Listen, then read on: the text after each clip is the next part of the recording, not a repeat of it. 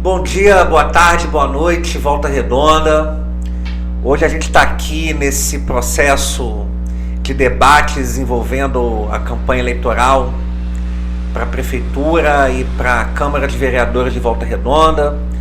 Eu sou Charles Toniolo, sou um homem gay, sou assistente social, trabalho como professor da Universidade Federal do Rio de Janeiro. E segundo o site votelgbt.org, eu fui o único candidato na cidade que se autodeclarou membro da comunidade LGBTQIA+. Isso para mim é uma honra, mas ao mesmo tempo me coloca numa tarefa bastante importante, né, que é de falar sobre os problemas, as mazelas, as dificuldades, os sofrimentos, os preconceitos, a perseguição e tudo aquilo que nós da comunidade LGBTQIA+, sabemos que passamos. Claro que cada um de nós passa de uma certa forma, dependendo de quem a gente é, de onde a gente vem, mas nós temos uma luta em comum, que é a luta contra o preconceito, a luta da gente querer viver o que a gente quiser viver, amar quem a gente quiser amar, e sentir prazer do jeito que a gente quiser.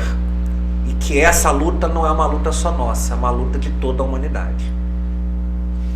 E aí por isso, né, para que a gente possa fazer uma conversa sobre essas questões que envolvem a nossa comunidade aqui em Volta Redonda, eu tenho a honra aqui de receber dois companheiros de luta, de militância política, duas referências, duas lideranças do movimento LGBTQIA+, na cidade, duas pessoas que eu respeito muito e que fiquei muito feliz quando aceitaram o convite da gente fazer essa conversa aqui.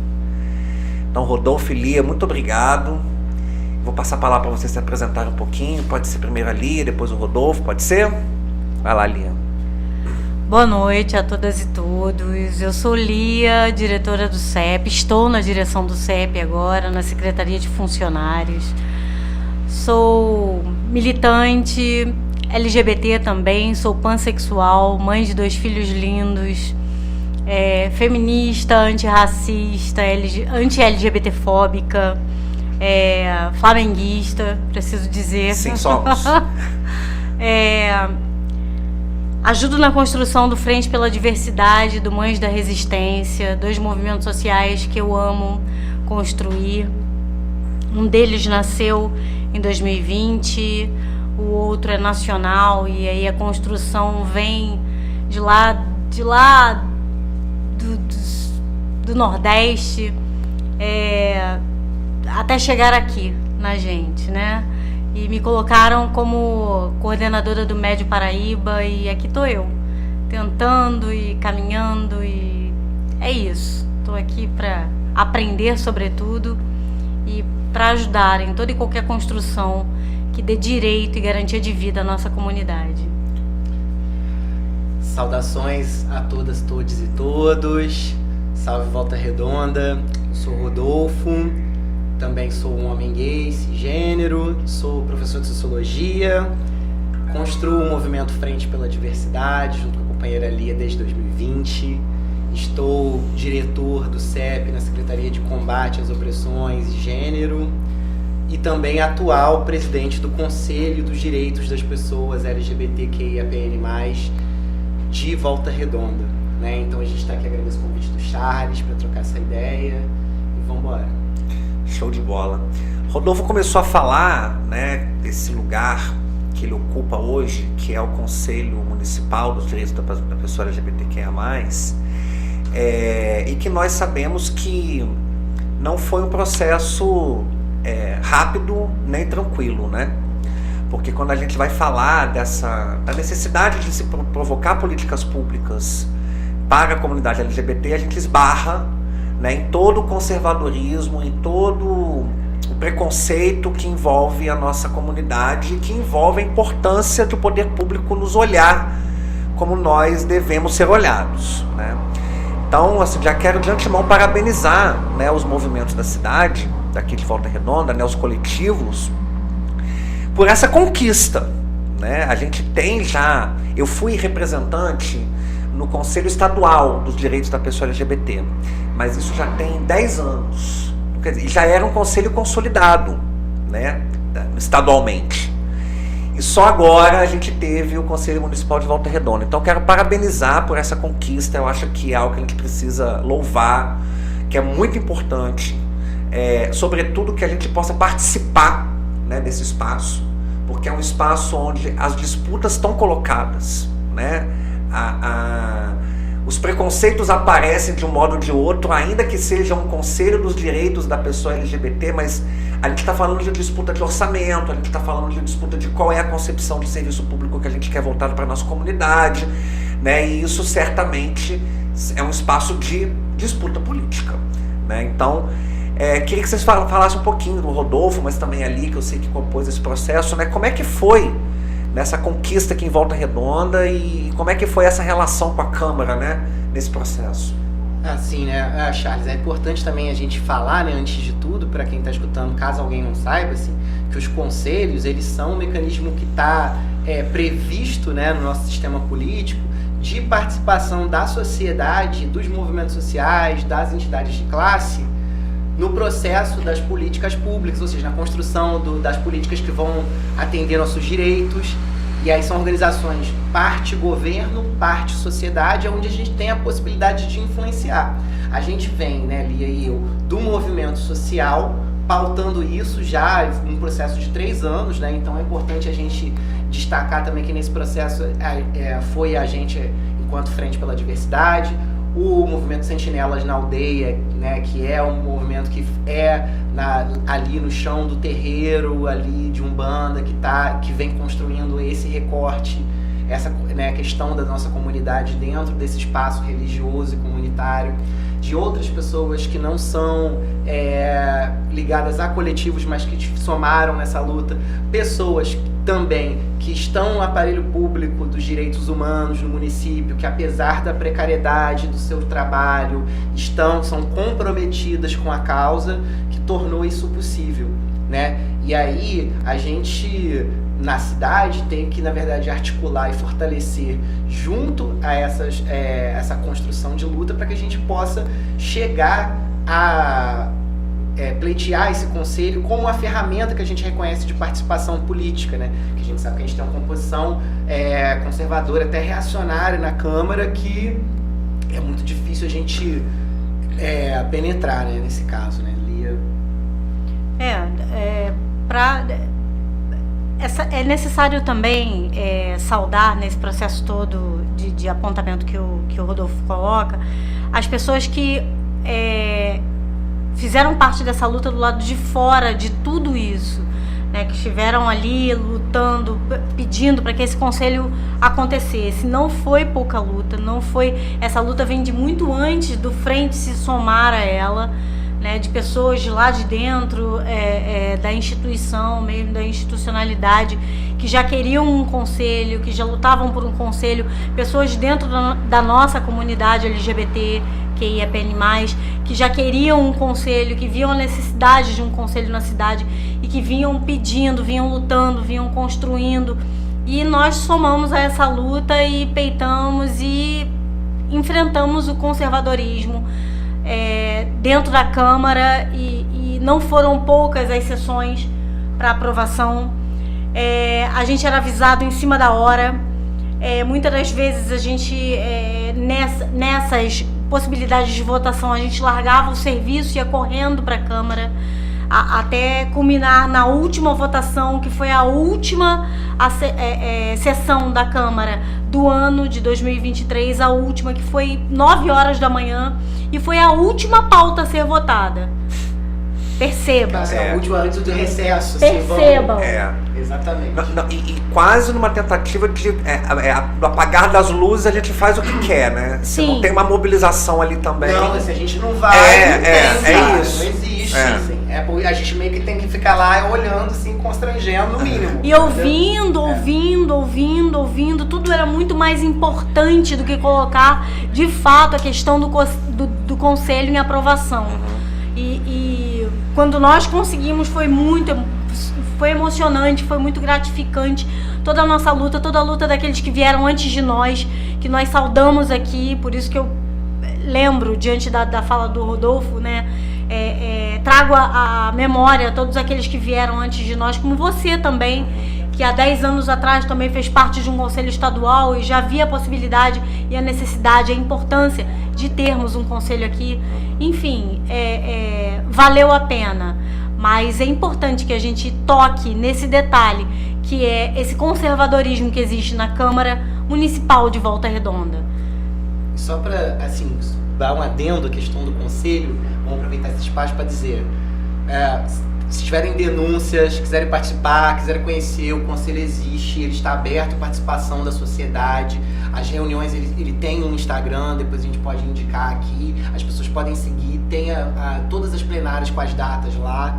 É importante que as pessoas ocupem o espaço, encaminhem as denúncias, porque aí a gente vai movimentar e vai ter um espaço maior de participação na cidade, né? Porque a gente já conquistou o espaço ali, né? Ele existe, então a gente precisa ocupá-lo.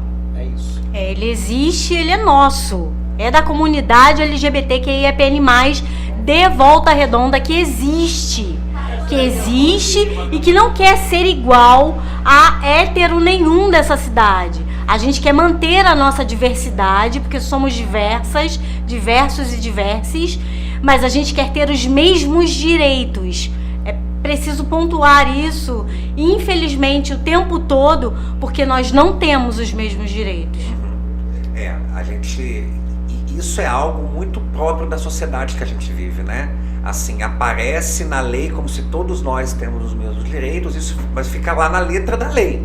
Porque quando a gente vai para a vida real, para a vida prática, dependendo de quem a gente é, de onde a gente vem, né? E aí, no nosso caso dessa comunidade, a gente não tem os mesmos direitos, a gente não goza dos mesmos direitos. Né? E eu acho muito importante isso que o Rodolfo e a Lia estão trazendo, né? Da importância da gente ocupar esse espaço, porque a gente está falando da defesa da democracia, né? Não se faz políticas públicas, eu acho que isso que é importante as pessoas saberem, né? Não se faz políticas públicas sem luta política, né? Ninguém é bonzinho, governante nenhum é bonzinho, vereador nenhum é bonzinho. Se a gente não tem uma mobilização da sociedade, né, a participação, a cobrança, as políticas públicas não acontecem, né? E a gente continua relegado na invisibilidade e no não acesso ao direito, porque na medida em que a gente não tem política pública para atender às nossas necessidades, a gente está tendo os nossos direitos violados, não está tendo os nossos direitos garantidos. Então acho que isso é muito importante para falar do Conselho, mas eu também acho que isso também vale para o mandato da Câmara, né? Um mandato, sobretudo, que se propõe a ser um mandato de esquerda, né? Essa é o meu posicionamento político, né? No espectro da disputa política maior, né? Eu sou um candidato do PSOL, um partido de esquerda, e para mim, um partido de esquerda, quando ocupa um mandato parlamentar, ele tem a responsabilidade de ter um pé fora do parlamento. Ele tem a responsabilidade de não perder o diálogo com a sociedade civil. Por quê? Porque, como vocês bem lembraram, né, a gente tem uma Câmara montada de pessoas, sobretudo conservadoras, mas também reacionárias, né? Alguns com pautas um pouco mais progressistas, mas de um modo geral, né? Com pautas reacionárias, até porque a gente sabe que as campanhas eleitorais, né, como é que é a máquina das campanhas eleitorais e quem é que acaba muitas das vezes se elegendo, né? Que são aquelas pessoas que defendem pautas conservadoras porque tem muito da máquina financeira e econômica na mão. Então, é um espaço, né, que a gente precisa fazer a disputa e que um mandato de esquerda que se propõe a fazer essa disputa, como é o nosso caso, se a gente não tiver, né, calcado com o pé ali no que os movimentos, no que a sociedade civil e no que a nossa comunidade está falando, a gente vai ser engolido por toda essa lógica conservadora cada vez mais profunda que impregnou a política no nosso país, o que inclui Volta Redonda, né? Então eu queria dizer que essa é uma proposta que a gente está trazendo muito forte, né? E isso tem a ver com a comunidade LGBTQIAPN+, mas também tem a ver com os movimentos sociais da cidade, né? Movimentos da negritude, movimentos de mulheres, movimento dos trabalhadores, movimento dos servidores, enfim, aquilo que provoca luta, provoca reflexão, provoca a possibilidade da gente transformar a Volta Redonda numa cidade melhor. A gente precisa colocar um mandato parlamentar a serviço disso. Vocês veem, né, que um mandato de esquerda e um mandato de alguém que pertence à comunidade pode fazer frente a esse conservadorismo que a gente vê aumentando na Câmara de Vereadores e na política de um modo geral. Bom, eu acho que aí a gente tem uma questão que é a seguinte, né, que você traz, que é justamente nenhuma das nossas candidaturas que sejam, que representem, quando eu digo nossas, que representam a nossa comunidade ou outros movimentos sociais que a gente pauta, que estão atravessando aí o campo da esquerda, vai ser efetivo ou vai poder fazer qualquer frente se ela não construir junto com os movimentos sociais. Isso é fato, porque a experiência da história mostra que quanto mais burocrático e afastado da pauta dos movimentos sociais da luta concreta, mais a esquerda se torna isolada e abre palco para o que está acontecendo agora que você denuncia. Outra questão que a gente tem que pensar também é que quando você fala de um mandato popular e democrático e comprometido com as lutas, a gente tem que afirmar que, assim, não só o conservadorismo ou essas pessoas que usam a violência contra os nossos corpos para se eleger, que é coisas que a gente tem que enfrentar, não. A gente também tem que entender que defender LGBT não é só botar as cores da bandeira e, no final das contas, não levar nossas pautas e usar para se promover, assim como defender o direito das mulheres não é só botar rosa. Então, assim, eu acho que a questão é muito mais além disso. É construir com as pessoas que realmente estão na luta, com as pessoas que realmente têm as necessidades. É ouvir, é discutir, né? Então não é essa apropriação também, né? Porque tem essas duas coisas. Então, na realidade, assim, a minha posição é sempre no sentido de que qualquer ocupação desse espaço de Câmara, de Legislativo, ele, sobretudo para nós, que devemos, sim, sempre valorizar e até no que se perdeu, recuperar essa prática da luta e da construção junto, porque, na verdade, essa institucionalidade é limitada. Né? Ainda mais porque ela é ocupada por grupos políticos que já estão há vários anos, que aparelham grupos religiosos, que aparelham outro tipo, né? Quer dizer, que se usufruem de outros espaços, inclusive da máquina pública, do dinheiro público, o dinheiro das pessoas contribuintes, para poder fazer campanha. Então, na realidade, a gente precisa realmente construir com quem está afim de lutar pelos seus direitos. Né? Eu acho que isso é quem está afim, e também entender a limitação de cada um. Né? Porque assim, a gente está aqui hoje nesse horário gravando e tal, porque a gente faz um esforço, a gente se compromete com a luta, mas a gente tem que entender também que tem pessoas agora que estão tendo que estar na rua lutando para ter um prato de comida. E assim, a gente precisa ver isso também, né? Que isso é uma questão para ser levada para o centro aí do debate, que também a comunidade LGBTQIAPN+, é muito a questão do preconceito, da discriminação. Mas isso é o preconceito e discriminação para acesso a emprego e renda, para acesso à educação, para acesso à saúde, né? Então, coisas simples que você pode fazer, como, por exemplo, ir no banheiro da sua escola e da sua faculdade, para algumas pessoas transgênero, às vezes é impedido. Aí a pessoa não pode usar ou fazer suas necessidades, ficar com problemas por conta disso. Coisas que são naturais para pessoas hétero cisgênero, né? Então, assim, acho que a gente tem que pensar... só para dar um exemplo, assim, né, que as nossas pautas são materiais, que são acesso à moradia, que são acesso a emprego e renda, e que mandato nosso combativo tem que ser construído junto a essas necessidades e ser propositivo em relação a isso. Pegando um pouco da fala do Rodolfo, eu quero acrescentar, no meu ponto de vista, a minha gratidão a tua escuta, a esse lugar que você se coloca com relação aos movimentos sociais, a esse lugar que você montou e nos acolhe, nos recebe para ouvir o que a gente tem a dizer sobre o mandato, né, de esquerda ali. Então eu quero te agradecer por isso, porque, olha, Charles, você mais do que eu, né, sabe disso. A gente é usado para palco dizendo que a gente não tem família, que a gente que família é papai, mamãe e filhinho, que a gente não serve para, que a gente é abominação da sociedade, que a gente não serve como referência de amor nenhum, porque Deus não fez assim ou assado, né? E aí eu tô colocando coisas pra você que você já ouviu, que você ouve, a gente já ouviu, e que muitos já ouviram e morreram em nome desse mesmo Deus, dessas mesmas pessoas, enfim. E aqui eu não quero falar sobre religião, eu tô falando de ódio, desse discurso de ódio da sociedade que se perpetua dentro da Câmara, e que o quão se faz urgente, importante, necessário ter alguém como você lá dentro, nos representando. Ter alguém que diga assim, olha, vem cá que eu quero ouvir o que um mandato pode fazer por você. Abre aí essa porta que o povo tem que entrar. Porque é isso que a gente precisa dentro da Câmara. Alguém que abra a porta para o povo entrar. E não é só a minha comunidade, a nossa comunidade LGBT não.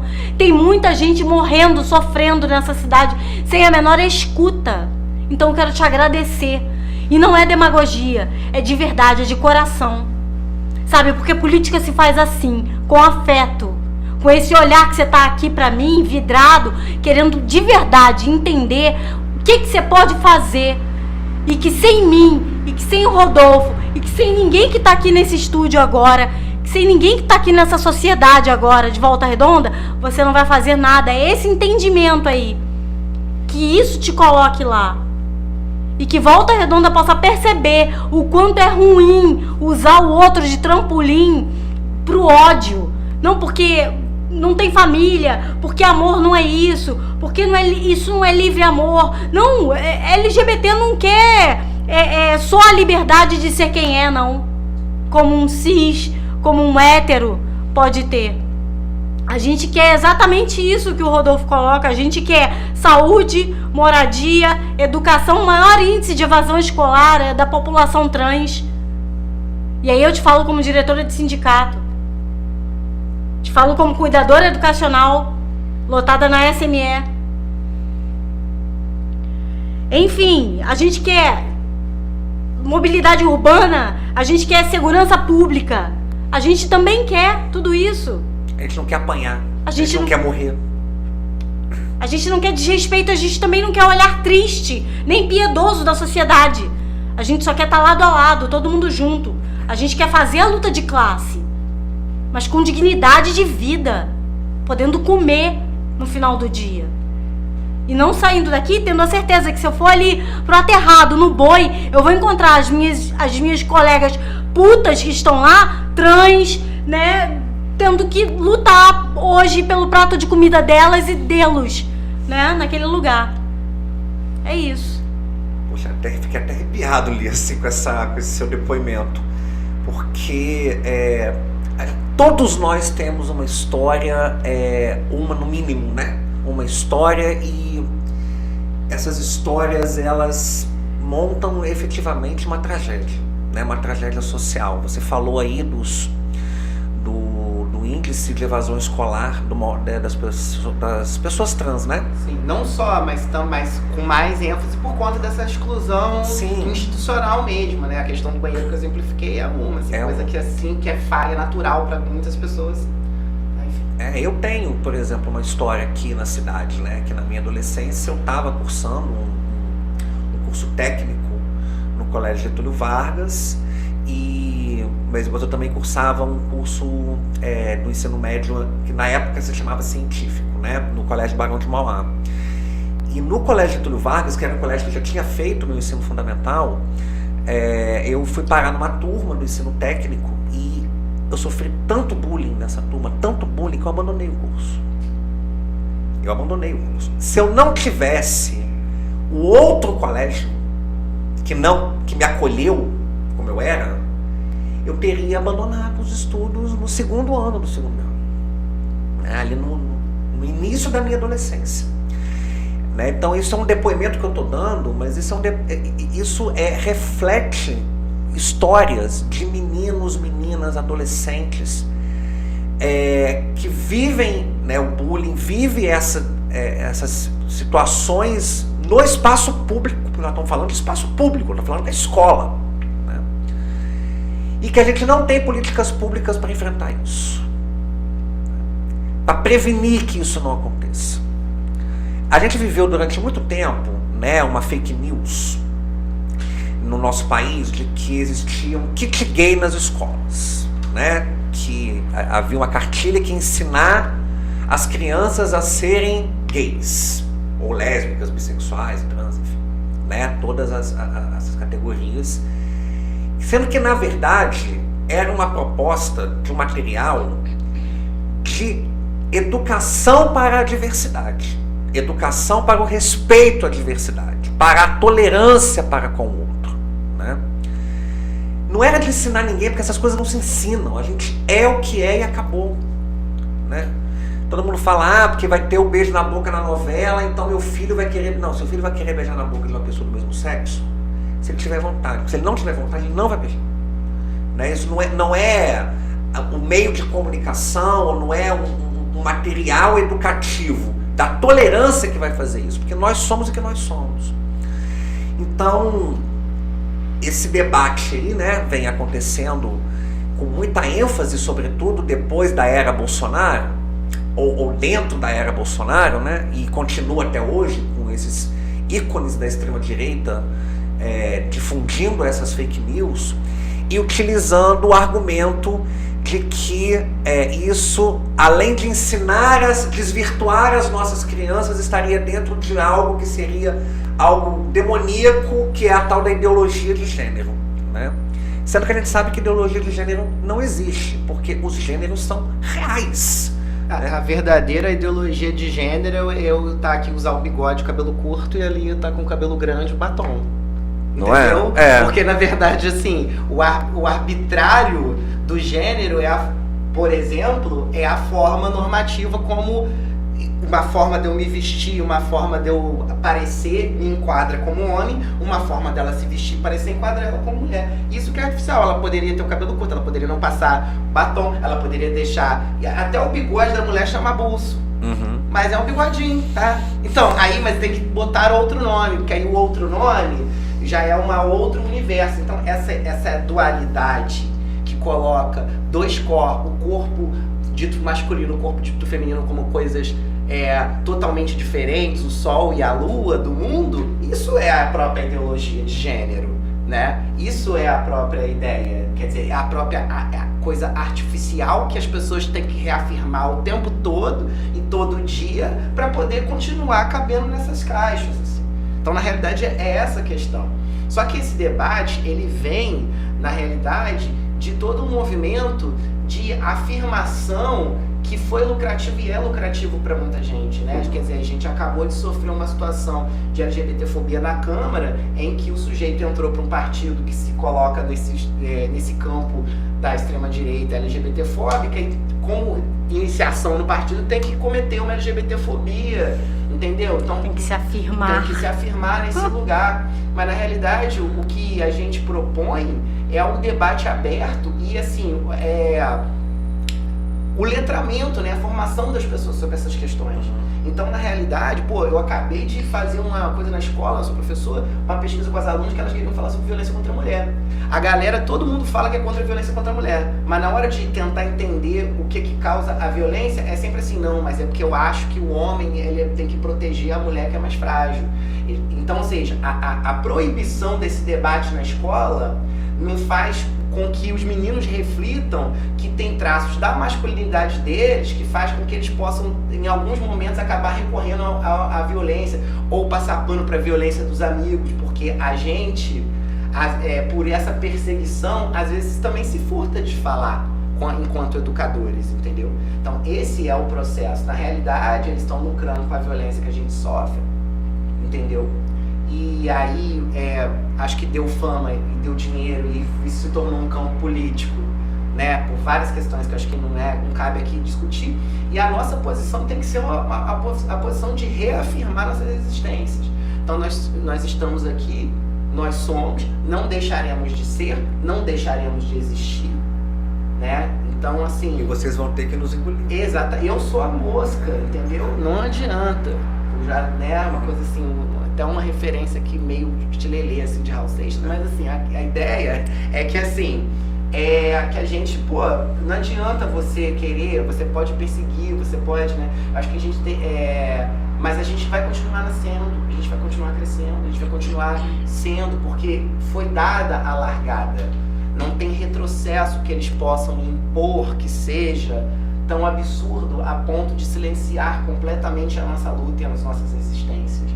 O problema que a gente denuncia é porque a gente sofre, ninguém tem que sofrer, ninguém tem que ser assassinado, ninguém tem que ser violentado, ninguém tem que ser abandonado pela família, às vezes violentado pela família, e aí isso está articulado com acesso a moradia, emprego e renda, porque as pessoas sofrem um abandono patrimonial, isso é uma das grandes violências que a maioria de nós sofre, que é essa ideia, a família abandona porque a própria comunidade quer excluir, né, por conta desse ódio travestido de projeto, né, de um projeto político de ódio travestido de valores religiosos e tudo mais, porque na realidade, assim, se você acha que a homossexualidade, Deus condena, então não coma camarão, não faça barba, não use roupa de tecido diferente, porque tá lá no mesmo capítulo as mesmas coisas, mas nessa hora todo mundo esquece, né?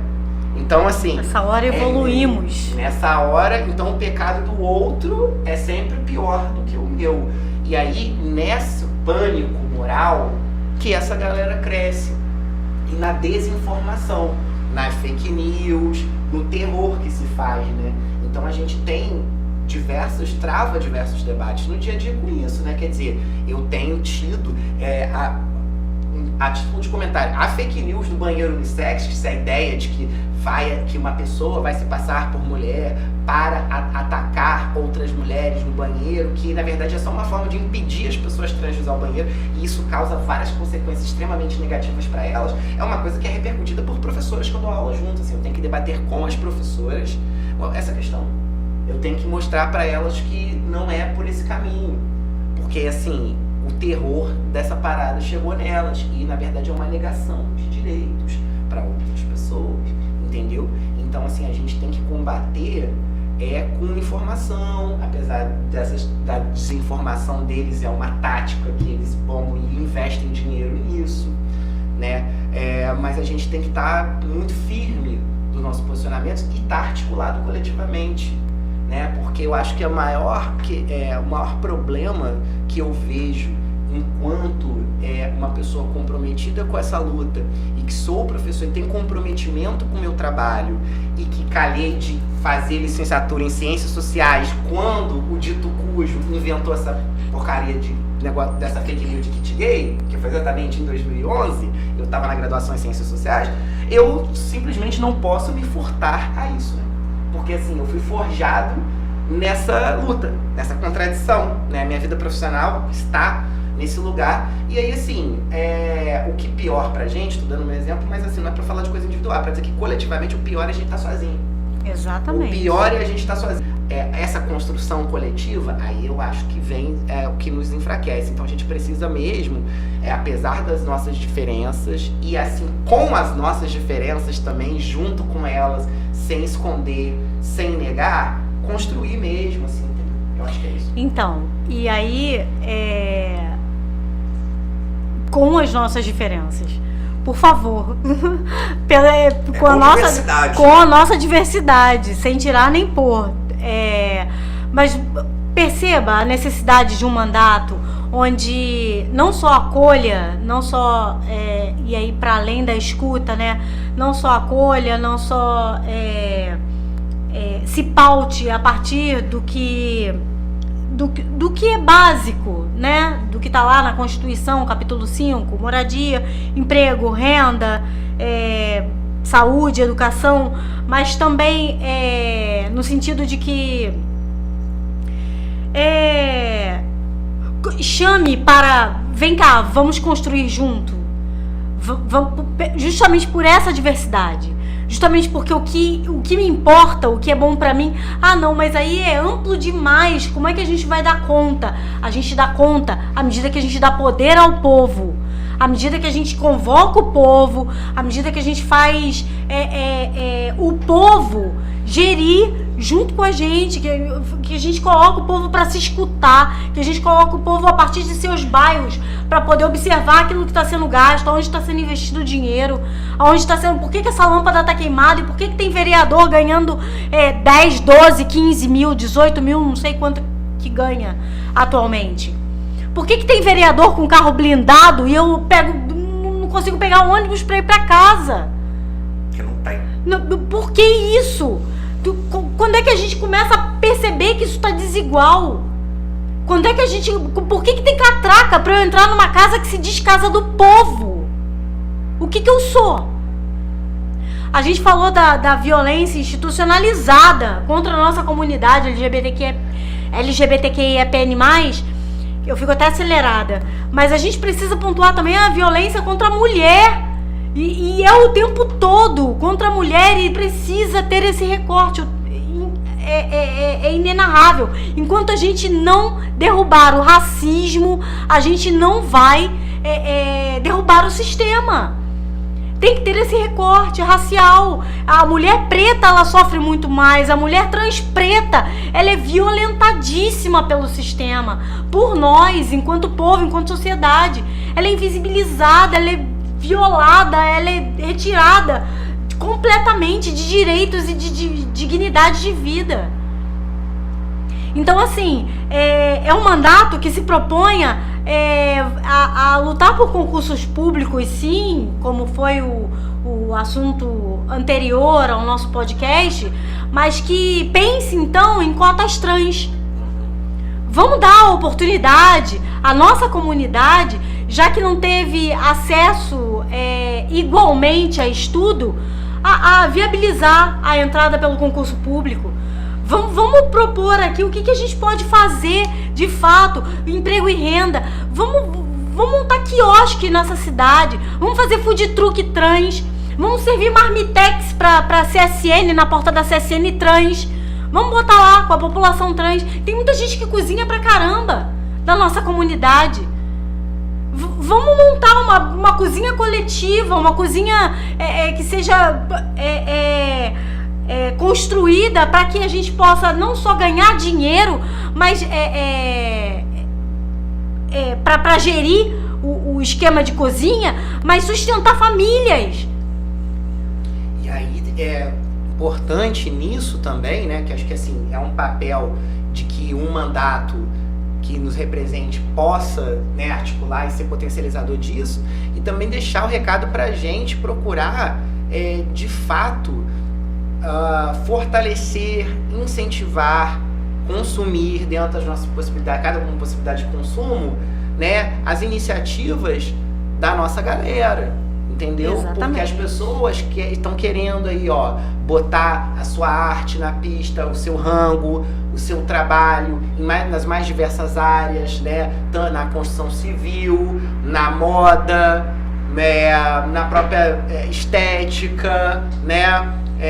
Enfim, todos os exemplos que a gente colocou, né? Então, assim, eu acho que tem uma gama variada de pessoas também que estão querendo oportunidade, mas que também são profissionais, que também estão aí, que a gente precisa também valorizar e precisa criar essas redes de contato, porque na realidade nós temos a nós mesmos, né? Então, assim, é tanta coisa para falar que a vontade que dá é segurar o microfone. Mais uma vez eu quero te agradecer, porque um dos motes do teu mandato, Da proposta de mandato, do teu mandato é o cuidado, né? E aí eu vou puxar a sardinha para um dos movimentos sociais que eu amo, que é o Mães da Resistência, que aborda exatamente o trato entre responsáveis de LGBTQIAPN+. E é isso, sabe? Tanto por parte dos LGBTQIAPN+, quanto por parte dos responsáveis destes, precisa haver o cuidado. Precisa haver o cuidado. Eu não digo que seja um mandato paternalista, mas que seja um mandato que atente para a saúde mental. Que atente para... Imaterial. Porque na maioria das vezes o problema da saúde mental tem raiz lá nas dificuldades materiais de sobrevivência. Quantas mães acatam a violência dos pais na relação familiar com seus filhos, né, do progenitor, porque depende financeiramente dele. Percebe a necessidade do emprego e renda? É fundamental. Infelizmente a gente vive num sistema capitalista. Eu sou socialista, sou comunista, mas a gente vive vivemos num sistema capitalista. Precisamos de emprego e renda, precisamos sobreviver. A gente é sim socialista de iPhone, eu ainda não, mas eu também não. Eu sou Redmi ainda. Aqui não pegou essa não. Mas queremos ser, e queremos que toda a comunidade tenha, e queremos pelo socialismo que toda pessoa tenha acesso a isso, ao que quiser ter. A gente defende a socialização da riqueza, a gente não defende a socialização da pobreza, não é? E a riqueza, para ser socializada, ela precisa estar desconcentrada, né? Os privilégios precisam ser questionados. Vocês falaram muito aqui a Lia principalmente, né, falou aqui das mulheres, né, das mulheres trans. Eu acho que nós da comunidade LGBTQIAPN+, sobretudo nós homens gays, devemos muito às mulheres, porque se não é a luta contra o machismo, a gente não estaria na luta contra a LGBTfobia. Porque o pilar disso é o preconceito de gênero, né? Aí falam da ideologia. Não, na verdade foi o que o Rodolfo falou, né? A ideologia de gênero é o que eles defendem, não o que a gente defende. E defende de forma a reproduzir preconceitos e diminuir as pessoas. Então eu acho que a gente deve muito às mulheres na nossa luta. As mulheres lésbicas, as mulheres bissexuais, as feministas, as mulheres trans. E eu acho que vocês estão trazendo propostas aqui muito interessantes, né? Por exemplo, a prefeitura, ela, no campo da segurança, ela opera com a guarda municipal, diferente do governo do estado, que opera com a ação mais ostensiva, né, da polícia militar e da polícia civil, da polícia judiciária. Mas, por exemplo, por que a gente não pode pensar em cotas trans, por exemplo, para a guarda municipal? Não é? Porque muitas violências acontecem na rua, com homens gays, com meninas lésbicas, com bissexuais, com as próprias pessoas trans, então nem se fala, conforme a gente, né, os dados mostram pra gente. Por que a gente não pode então criar cotas para pessoas trans na guarda municipal? Agora, não é para ela ser aquela que vai ser a responsável pela violência contra a pessoa LGBTQIAPN+, mas que ela possa, por dentro desse espaço, ajudar a construir uma cultura de que todos nós temos direitos e que todos os serviços precisam entender as nossas necessidades. Que justamente a cota ela é para dar acesso a quem permitir o acesso a quem não tem acesso por diversas barreiras, né? A gente também, é o que você coloca muito bem, a gente não pode entender como algo que então aquela pessoa cotista fica responsável por todo o debate de enfrentamento da discriminação que a instituição precisa assumir, porque isso acontece. E aí é um sofrimento, aí você vai adoecer aquele profissional ali, porque a pessoa precisa, na realidade, construir ali, uma responsabilidade minha e sua como homens, olhar para o machismo dentro da gente, fazer esse processo de trabalho e tá apoiando as mulheres. Não são as mulheres que tem que ficar ocupando o tempo todo de ficar educando a gente. Assim como uma pessoa preta que acessa por meio de cota que seja, por um direito, tem que ficar também, vamos falar, novembro, chama lá fulano, porque é isso que acontece, entendeu? E no caso da nossa comunidade também essa questão. Então acho que a gente precisa também, é importante frisar isso, pontuar isso, né, com bem ênfase. Eu acho que isso demonstra, né, o quanto a gente carece de políticas públicas no país. Eu acho que a gente já teve alguns avanços, vocês, né, relataram alguns aqui, eu também citei outros, mas a gente tem carência de políticas públicas na nossa cidade voltada para a nossa comunidade, né? E isso tem muito a ver com a falta de visibilidade. Não a falta de visibilidade da nossa existência, mas a falta de visibilidade pública, de que somos uma parcela da sociedade e que temos necessidades, temos direitos que precisam ser garantidos, né?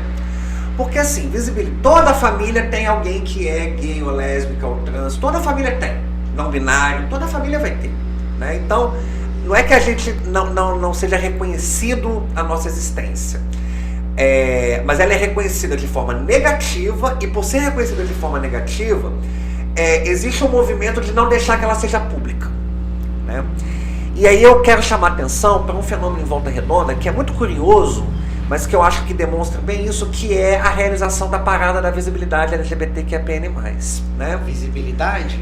O apagamento. Do apagamento da parada, porque ela só acontece onde não tem ninguém para ver, né? Na Ilha São João, na Radial Leste. E aí quando vai se construir um diálogo com o poder público, tem sempre um monte de burocracia, que provavelmente empresas privadas não encontrariam, né? Enfim, né? A gente está falando aí do mercado, não está falando... Está falando de direito, né? Mas, na verdade, o mercado é que acaba mandando em tudo. E a gente precisa enfrentar isso. Então, eu acho que, enquanto a gente também não construir, né, ter força, e isso a gente só se faz coletivamente, para ter uma visibilidade pública, política, a gente vai continuar sendo o viadinho da família, entendeu? O menino que foi expulso de casa, a trans que foi pra prostituição e tá ali na esquina da rua, né, das putas, como bem você disse. Ou a gente cria esse momento de visibilidade pública, e eu acho que a parada, é importante a gente lembrar, ela é um movimento de resistência. Exatamente. De resistência à repressão, de resistência à violência, inclusive da violência de Estado. Exatamente. Sobretudo. E a gente continua reproduzindo uma violência de Estado quando a gente não deixa que essas demandas se tornem públicas, que a sociedade nos conheça em nossas necessidades, e não apenas como aquela vítima daquele menininho, ou daquela menina trans, ou daquela, né, que fica ali sendo massacrada pela família o tempo todo, ou pela comunidade o tempo todo, acolhida pela família, mas massacrada pela comunidade, enfim. Também dá vontade de ficar falando um monte de coisa. Mas justamente, porque a questão é o seguinte, acho que assim, a parada da visibilidade, ela é muito importante nesse sentido, não está acontecendo na cidade, né? Tem anos que os movimentos sociais não participam, tem alguns anos que é a última vez que foi de fato pública, e é uma coisa pela qual a gente tem que lutar, porque é a hora da gente colocar nossa cara na rua, né? Enfrentando todo o falso moralismo, enfrentando toda a violência inclusive do próprio Estado. E, assim, é uma forma, né, da gente estar ali justamente porque quando você fala dessa questão da pessoa que fica isolada e presa a um ambiente doméstico, a gente pensa na juventude, mas assim, a gente tem que pensar também, por exemplo, nas pessoas LGBTQIAPN+, que são idosas, que hoje são idosas e que vivem essa invisibilidade. E não é o que a gente... Exatamente. E não é o que a gente não quer que isso aconteça com a gente. Com a gente. Exatamente. Nem com eles, nem com eles. A gente não quer ninguém de volta pro armário, né? E para além disso, a gente quer todo mundo fora do armário de verdade. A gente quer quebrar o armário todo. Na verdade, eu quero. Quem não quiser, não quebra. Enfim, a gente quer... a gente quer... Martela aí, ó. Quebrar armário. Só não quer. O que a gente quer... Tem armário aqui desse lado, O que seria importante também, o que é importante também frisar, é que essa parada, quando realizada, ela é, além de apagada, escondida, e aí não importa o que queiram alegar, né, por segurança, não importa, ela é apagada, ela é escondida, ela é abafada, é silenciada, é calada, e é assim que nós nos sentimos. Amordaçada, e ela é cara pra gente. Ela é distante. Não, e ela é cara financeiramente. Ela é distante. Ela é longe. Ela é jogada lá na Ilha São João. E aí você, dependendo de onde sai da cidade, tem que pegar 2 ônibus pra ir, 2 pra voltar. E aí você tem que consumir lá, e você não consome de LGBT. Você consome de hétero que tá lá vendendo pra você. E aí você perceba, você dá dinheiro pro hétero pra se apagar, pra se amordaçar, pra se violentar, pra se vilipendiar, pra se curvar aquilo que pode ser um relampejo de festejo seu, um fiasco de resistência sua. Não, a gente quer vida, e vida em abundância, que é o que a gente é. Que a gente é vivo, né? E como você bem colocou, essa parada é muito cara sim, mas cara porque é a nossa resistência, é o nosso sinal de vida. E a gente vai lutar por ela junto contigo, porque você tem proposta pra ela, eu sei que tem. Com certeza, a ideia é colocar a gente no espaço público, né? E o espaço público é o espaço da rua, é o espaço coletivo, é o espaço de poder. A gente tem que botar a cara. Porque enquanto a gente tem que botar a cara e a gente não vai conseguir botar a cara com dádiva dos outros. A gente só vai conseguir botar a cara arrombando o armário. Né? Não só o armário da sexualidade ou da identidade de gênero, mas o armário da política. O armário do conservadorismo. Se a gente não faz esse enfrentamento, a gente vai continuar tendo uma parada que ninguém sabe que existe. Que ninguém vê. Que nem a própria comunidade LGBT consegue chegar. Como você bem lembrou, né? Eu acho que é arrombar o armário do conservadorismo da política, e aí a gente tem que estar na rua e tem que também estar nos espaços de poder. Mas tem que estar nos espaços de poder com uma pauta, com uma proposta, com uma direção. Não para continuar a ser um capacho reproduzindo esses interesses que continuam nos invisibilizando, né? Mas que efetivamente coloque a nossa cara na rua, mas para a gente ampliar os direitos. Porque eu não sou apenas um... É importante resistir, mas é importante lutar para mais, por que não? Eu não quero só isso, essas migalhas que estão querendo deixar para mim, não. Eu quero um mundo melhor. E para ter um mundo melhor, eu preciso lutar. Como pessoa LGBT, como trabalhador, como, enfim, né? Como mulheres que vocês são. Eu acho que a gente precisa se entender como coletivo e efetivamente arrombar esse armário do conservadorismo, do capitalismo, para que a gente possa viver plenamente. Que é isso que a gente quer. Eu fico emocionada. Muito. É isso que a gente quer, gente. E assim, você falou na pauta do cuidado, né, Lia? Você faz parte de um movimento de pessoas que cuidam de LGBTs, e eu tô no outro lado agora, né? Que são os LGBTs que cuidam. Eu também. Você também, né? Na prática. E que essa é uma realidade também invisibilizada, né? Eu tenho percebido isso, eu sei que isso afeta de forma muito mais forte as mulheres. Eu tenho, não só as mulheres héteras, inclusive, né? Eu tenho falado isso na minha campanha, eu reconheço, né? Até por conta de toda a construção de personalidade, de personagens de gênero, né? Que a gente vive na nossa sociedade, mas eu vejo que isso também cai muito no colo da população LGBT. E é interessante porque, assim, são muitos que foram expulsos de casa quando jovens e aí precisam voltar para casa. Muitas mulheres trans, inclusive, né? Isso é uma realidade muito forte entre elas. Foram expulsas de casa na juventude, mas aí os pais envelhecem, adoecem, elas voltam para casa. Como missão, né? Como missão. E ninguém está olhando por essas pessoas, né? Também nesse lugar, porque quando ela volta para casa, ela também está deixando, né? O seu sustento. O que ela, né? Quem cuida tem que parar de trabalhar. Então, para de trabalhar, como é que sustenta quem está cuidando e quem está sendo cuidado? Tem muitas questões envolvidas. Essa frase que eu vou citar agora não é um clichê, é real. Quem cuida de quem cuida. É isso. Quem cuida de quem cuida.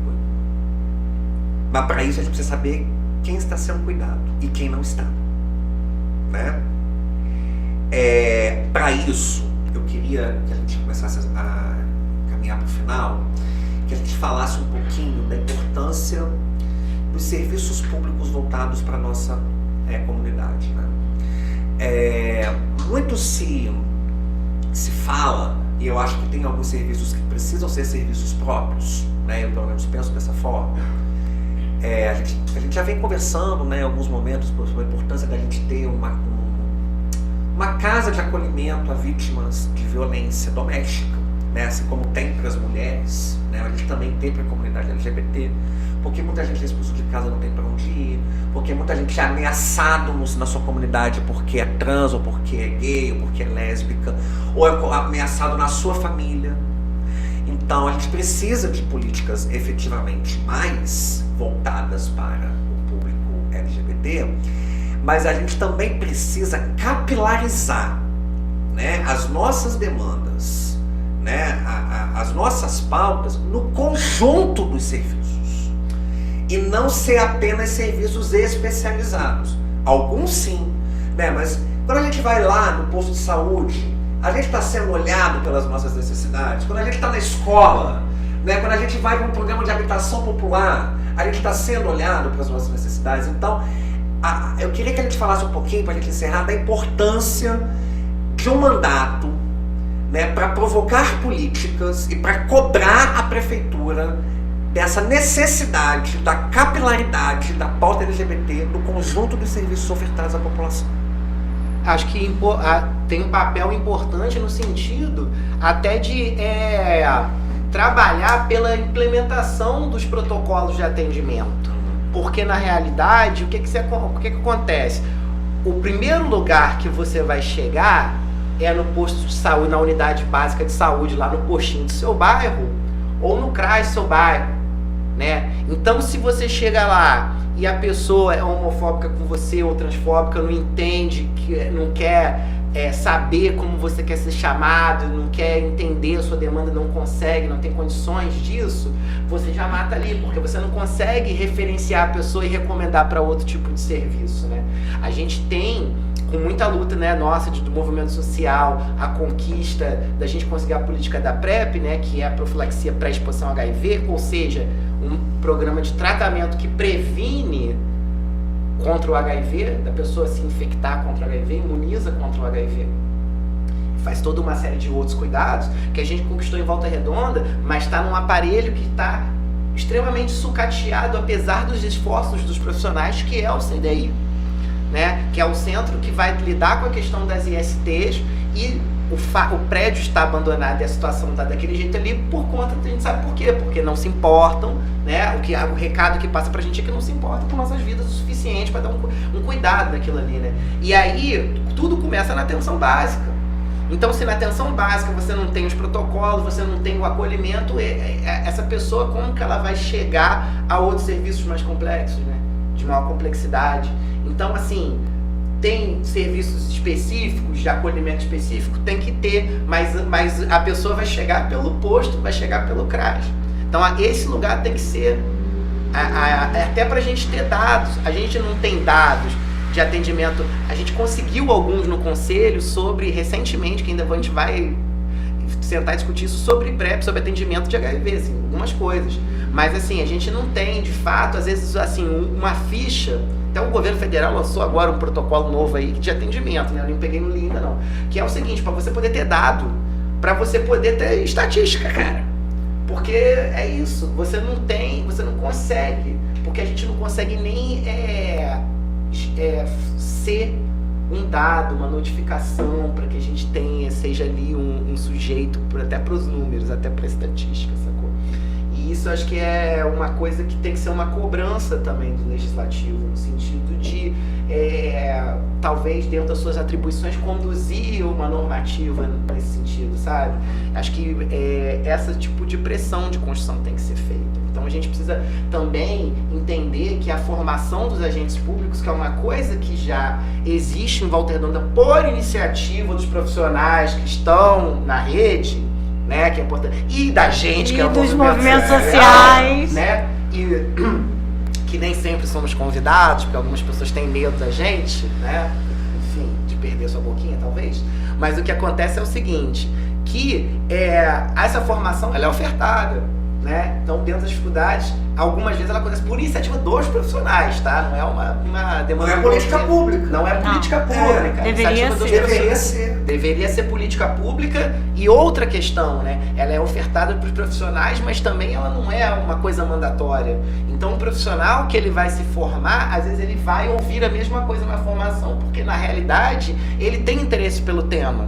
Então, aquele sujeito que reproduz LGBTfobia quanto agente de uma instituição, ele pode permanecer fazendo, porque ele pode dar algum jeito de não ir, entendeu? Então tem essa problemática, mas assim, o que a gente precisa é normatizar, e talvez o mandato nesse sentido, né? Normatizar essas rotinas de formação, né? Porque assim, a gente está falando de legislativo, então não é o executivo, o governo que vai realmente, né, executar uma política pública, Mas a gente tá na perspectiva, sim, de criar essa normativa, né? Então a gente pode propor.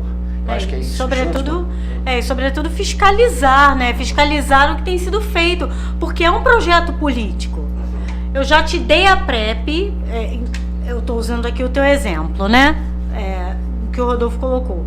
Eu já te dei a PrEP, tá reclamando do quê? DEAN. Você já tem a DEAN, todo mundo sabe o aparelho que é a DEAN, o lixo que é você ser atendido pela DEAN, a quantidade de homem que tem dentro da DEAN e uma delegada. Agora, talvez um pouco, minimamente menos pior. Todo mundo sabe o que é aquilo ali. Para mulher trans ainda é muito mais violento. E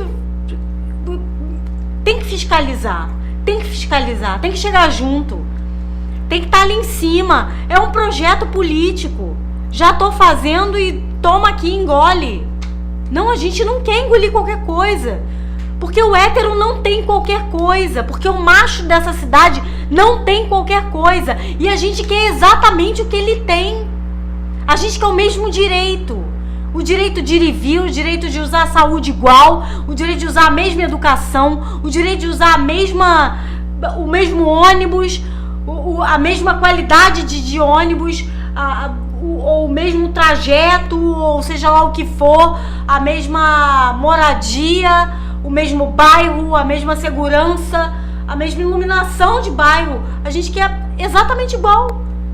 A gente não quer melhor que ninguém, nem qualquer coisa, porque já tem, porque tá vindo verba de governo federal para ter, ou de governo estadual para somar aqui para ter. A gente quer o que todo mundo tem.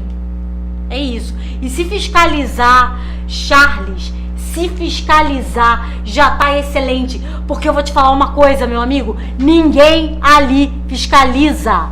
Todo mundo passa pano pro atual prefeito. Todo mundo reza a cartilha dele e dança a música que ele quer tocar. Já diz o nosso querido, né, parafraseando agora, o nosso querido Tarcísio, né, quem escolhe a banda, quem paga a banda escolhe a música, né, e é isso. Olha, eu acho que esse ponto é fundamental. A gente vive um sistema republicano, né, do qual a gente pode ter muitas críticas, mas que são poderes diferentes, né, o legislativo e o executivo. Essa subserviência do legislativo ao executivo é escandalosa. É escandaloso. E isso é algo que a gente não pode permitir. Então, Lia, eu acho que quando você fala da fiscalização, é o mínimo, né? Mas assim, nem o mínimo a gente tem. De tão vergonhoso que é o negócio, né? Mas eu não quero fazer só o mínimo, não. Né? Fiscalizar é importante, é papel, mas não pode ser só isso. Né? Rodolfo falou, a gente não tem dados, a gente não tem informação, a gente não tem, né, a gente não é nem número. Uma das propostas que a gente está trazendo, né, para a nossa candidatura é a criação de uma comissão na Câmara contra o preconceito, pela diversidade e pelos direitos humanos. Né? Porque isso atinge a população LGBTQIA+, mas não só. Isso pode pegar os negros, né, pretos e pardos, pessoas com deficiência, enfim, né, pode, o que de mazelas, né, esses públicos estão vivendo em Volta Redonda que a gente não sabe, ou se sabe fica restrito, não é, ao espaço privado ou ao espaço comunitário que não chega no espaço público para que a gente possa pensar em políticas públicas. Então acho que isso é muito importante, não só do ponto de vista da coleta de dados, mas do ponto de vista de provocar o legislativo de que, olha, esta casa aqui tem que falar de direitos humanos. Porque também, em pleno 2024, Volta Redonda, uma cidade que já foi polo de luta política, não ter uma comissão de direitos humanos na Câmara é outro escândalo. É outro escândalo.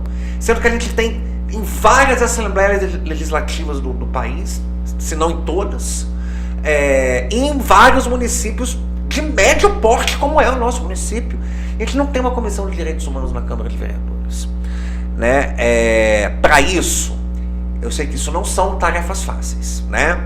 Isso depende de correlação de forças, depende de negociações, mas depende sobretudo da força política que a gente pode ter. E por isso eu acho que o mandato que se propõe fazer isso não tem como ficar com os dois pés lá dentro, se burocratizando. Ele precisa ter o pé fora com o movimento, e é isso que a gente precisa de vocês. Eu já fui gestor público, eu sei como é que é. A burocracia engole a gente, então se não tem alguém lá fora enchendo o saco, olha, as coisas não acontecem. E eu quero isso, eu quero estabelecer esse diálogo com a sociedade de Volta Redonda. Venham encher o nosso saco, porque eu estou a fim de encher o saco por vocês de outros, mas encham o meu também, para que a gente possa junto construir uma Volta Redonda transformada. Eu acho que a gente está falando muito aqui de desigualdade, de violência. A gente tem que falar, a gente está falando de um projeto de cidade. Um projeto de cidade que a gente está tentando construir na nossa campanha para a prefeitura, né, com o Habib como prefeito e a Drica como vice-prefeita, mas sobretudo um projeto de cidade que avance para um outro projeto de sociedade, que não tenha mais desigualdade, que não tenha mais exploração, que não tenha mais opressão, que a gente possa ter os mesmos direitos que todas as pessoas, independente de quem você é, de qual é a sua cor, de qual é a sua orientação sexual, do seu gênero, do seu sexo, enfim. É disso que a gente, da sua classe social, de onde você mora, de qual é o bairro que você reside. Eu acho que isso é fundamental a gente ter no horizonte. Um mandato, ele vocaliza vozes, ele pode vocalizar vozes em nome de uma luta pela transformação, que visa a igualdade, mas que igualdade não é antônimo de diversidade. Igualdade é antônimo de desigualdade, mas não de diferença. A gente pode ter uma cidade mais igual, com respeito à diversidade. Para isso, a gente precisa transformar. E é para isso que a gente quer dialogar com os movimentos, que a gente quer dialogar com os trabalhadores, quer dialogar com a comunidade, quer dialogar com todos aqueles que se veem oprimidos, explorados nessa sociedade, para que a gente possa fazer desse mandato um polo de resistência e de luta para ampliar os nossos direitos, gente. Obrigado. Muito obrigado mesmo pela presença de vocês. E, galera, é esse o recado que a gente tem para dar para vocês, viu? A gente hoje está vivendo um processo eleitoral em Volta Redonda. Os próximos 4 anos depende do que a gente vai fazer agora. Também. Mas depende do que a gente vai fazer agora e vai continuar fazendo no cotidiano durante os próximos 4 anos. Nesse momento, é 13 para a prefeitura e Charles Toniolo 569 para vereador. Mas não é só isso, é a gente ocupar os espaços, é a gente ir para a luta política, porque não tem mandato, um movimento social que resista se a gente não estiver junto coletivamente fazendo as brigas que a gente precisa fazer.